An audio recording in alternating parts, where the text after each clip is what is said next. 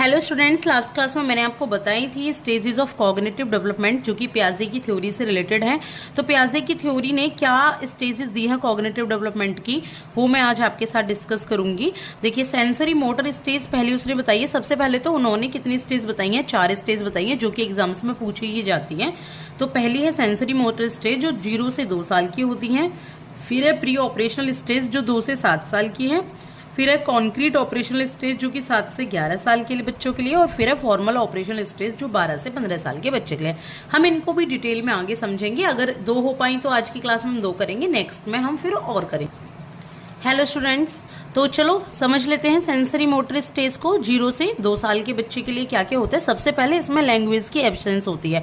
इसमें लैंग्वेज नहीं होती क्योंकि इतना छोटा बच्चा बोल नहीं पाता, वो अपने एक्सप्रेशन के थ्रू ही बताता है। रोना हो, दूध पीना हो।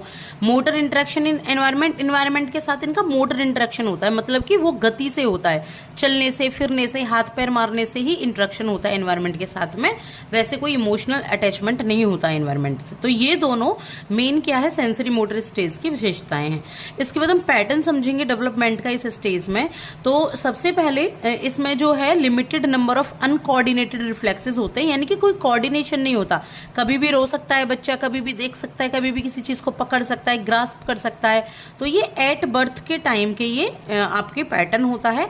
अगर 4 मंथ के पैटर्न की बात करें तो 4th महीने में कोऑर्डिनेटेड रिफ्लेक्सेस आ जाते हैं, यानी कि सिंपल स्कीमा वो सीख जाता है। उसको पता है कि किसको सक करना है, सकिंग एनीथिंग एज टॉय, यहाँ टॉय को वो सक करता है जैसे कि अपनी दूध की बोतल को। तो यह कोऑर्डिनेटेड रिफ्लेक्सेस होते हैं जो वो एक दूसरे से वो रिलेटेड करता है। इसके बाद 8 महीने का पैटर्न।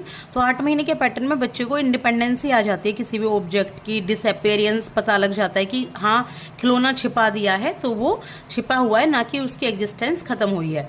चौथा आपका स्टेप इनटू लॉजिकल गोल डायरेक्टेड एक्शंस वहाँ पे आ जाते हैं।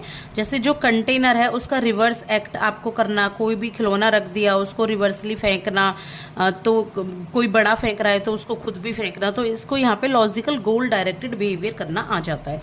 तो ये थी सेंसरी मोटर स्टेज की कुछ विशेषताएं। नेक्स्ट क्लास में मैं आपको बताऊंगी प्री ऑपरेशनल स्टेज की विशेषताएं। आई होप कि आपको समझ आई होंगी। Thank you so much.